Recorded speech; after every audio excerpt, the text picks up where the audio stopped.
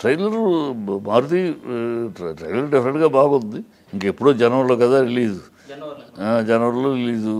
ఈ లోపల దాన్ని ఫోకస్ చేయడానికి చేసుకుంటున్నారు. ఇప్పుడు సినిమా ప్రమోషన్ అంతే కదమ్మా, ప్రమోషను అయిపోయింది, రెడీ అయింది కనుక చేసుకుంటున్నారు.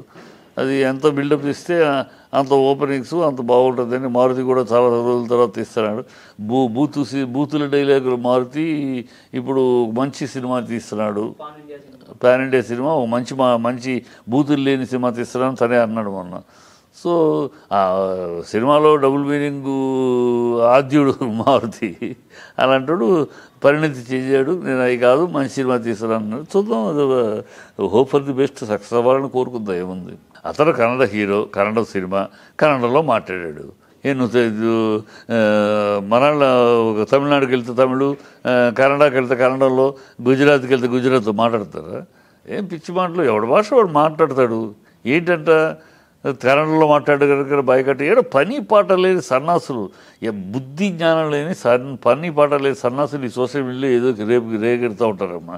ఎవడు ఆ బాయ్కాట్ చెయ్యాలి అన్న సన్నాసి పేరు తెలుసా నీకు? తెలుసా? వాడు ఎవడో తెలుసా? తెలియదు.